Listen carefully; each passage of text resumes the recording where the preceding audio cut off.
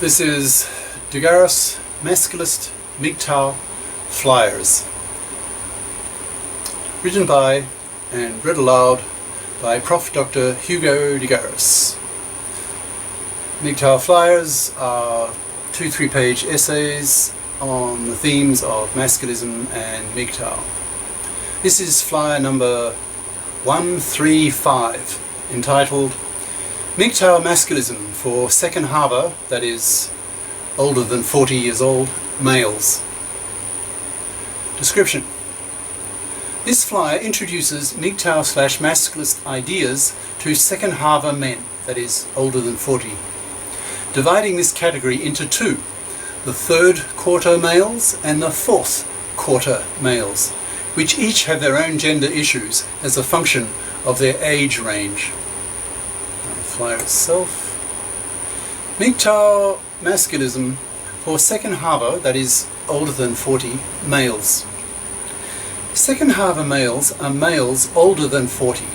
I divide this group into third quarter and fourth quarter males, where third quarter males age between 40 and 65, and fourth quarter males 65 to 90 plus. One of the frustrating aspects of the MGTOW movement for a fourth quarter male like me is that most of them are kids in their 20s and 30s, that is, younger than my own son, who is 40 in 2016. Remember, I wrote this a year or two back. First Halver MGTOWs, that is, MGTOWs younger than 40, have gender problems that differ quite a bit from those of second Halver males. Since most of the MGTOW YouTube content providers are first Halvers, they tend to neglect the gender issues of the second Halver MGTOWs due to lack of life experience, being too young. So this flyer is aimed at the second Halver males. I'll begin by making some general remarks about the major differences in gender problems that first Halver males have compared with second Halver males.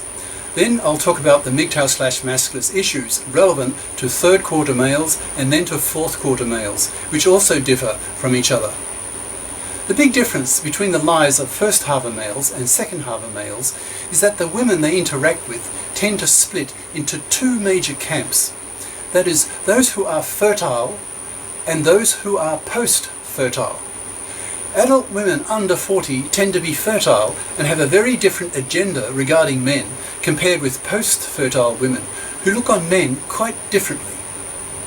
A first Halver fluffy woman will look upon a man as a cash machine whom she wants to pay for her to live in a middle-class house to raise her kids in. She will judge men by their sexploitability.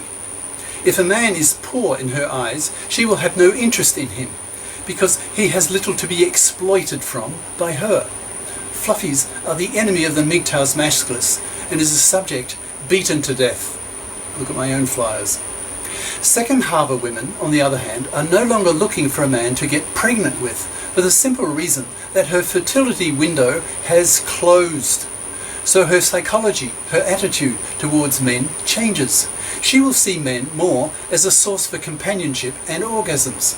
That is not to say that there are no second Halver fluffies. Certainly there are, and third quarter males need to be very careful interacting with them, if at all, because these second Halver fluffies will often be single moms, poor, and desperately looking out for some sucker manslave to pay for her. Third quarter males should listen to the lessons of first Halver MGTOW-Masculists and avoid single mom fluffies like the plague. What man wants to pay to raise some other guy's kid? Second Halver men can live the same kind of lifestyles as first Halver MGTOW-Masculists by tway-tweffing, that is 2A, 2F-ing, equals 2 apartments, 2 FIPs. A relationship where the man and the woman are both FIPs, financially independent persons, and both have their own apartment. The advantages of this lifestyle for men is the same for both first and second Halver men. That is, when the relationship sours, both the FIP man and the FIP woman walk away to their own apartment, cost-free to the man. Tway-tweffing has the other major advantage that it keeps the woman being nice to the man. Otherwise, he can so easily walk away, and she knows that. So she will be powerfully motivated not to nag, not to deprive him of sex, not to try to mold him, etc. This tway-twaffing lifestyle remains a good bet for men of all ages and is highly recommended by MGTOW-Masculists for men who want regular sex from a woman and a bit of female company. An older third quarter male, say in his 50s, will be in his decade, quote, decade of mastery in terms of his career performance and be earning at his maximum, so may be targeted by fluffies in their 40s or even 30s. Such men should be very careful with such women. In fact, a simple rule of thumb is to avoid fluffies altogether, which is part of general MGTOW/Masculist ideology of letting fluffies rot on the shelf to extinction as punishment for being manslavers, instead of getting off their parasitic bums and making the effort to become FIPs by studying FIP majors, math and the sciences, at high school and college and the professions.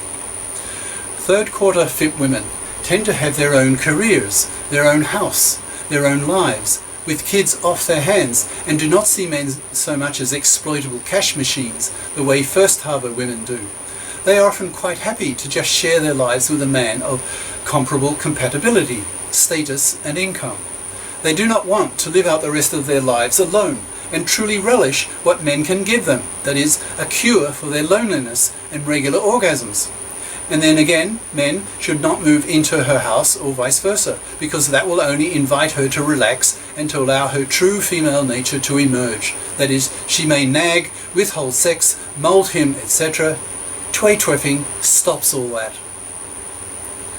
Those MGTOW/Masculists who studied hard in their youth, got good jobs, saved hard, invested well, lived frugally, can then become archers, that's after retirement careers, early in life, say in their 40s or 50s, and then retire and do what they love for the rest of their life. Such male archers can also tway-twaff with a FIP woman, although it might be harder to find a woman who is prepared to tway-twaff with him if he is rather poor, preferring to spend his savings modestly so that it lasts for the rest of his life. Women, after all, evolved to be hypergamous and to look on men as cash machines, protein providers. Ad-libbing here, hypergamy, what is that? That's the tendency of women to want to mate with a male partner who has higher socioeconomic status than she has. By doing that, she gets higher quality genes for her kid. So it makes good Darwinian sense for women to be hypergamous, and it's their true nature. It evolved. Fourth quarter males, 65 to 90 plus, differ from third quarter males in that their testosterone levels have gone down a lot, so they are much less, in quotes, cunt-driven than younger men. So they have the luxury to ignore women entirely if they choose. They can readily argue that they no longer need women sexually, so they don't need women, period. They may say that women are femalians with nagging childlike minds, so have little in common with them, so why bother with them at all? So many fourth quarter MGTOW/Masculist males may live totally alone, like my father, who is 97 in 2016. So as I speak, he's about to be 98 and in good health, and he'll probably be 100, and I hope to do the same because I think I've inherited his longevity genes. His grandfather lived to 97, his great-grandfather lived to 99, so it's not a wild hope. And has lived alone since he was 67, so younger than I am now. He was so pissed off with his first and only wife, he did not want to repeat the experience again. I may go the same way, and I'm into my fourth wife. On the other hand, many fourth quarter men may like to have a bit of female company, because fourth quarter women are hormonally closest to men at that age than at any other time in their female lives, because they are postmenopausal and calm, more logical, and think like a man. Quite a few old couples seem very happy together because there are no quarrels, no exploitation. For some fourth quarter males, this is an option, and tway-twaffing may not even be necessary if the woman becomes very hormonally like the man. But moving in together at any age is risky for the man. Females are females and have different DNA. They are femalians, So having your own apartment as a man has major advantages. You have the option to move to your own space if the woman you are with really gets on your nerves. I hope older MGTOW-Masculists will contribute to creating content for the second Halver MGTOW-Masculist, because there is precious little out there. I hope this flyer has been helpful to some of the older MGTOW/Masculists who are rebelling against being manslaves to bloody fluffies. Cheers. Prof. Dr. Hugo de GARIS. Email profhugodegaris@yahoo.com. Website profhugodegaris.wordpress.com. YouTube channel name de GARIS Masculist MGTOW Flyers.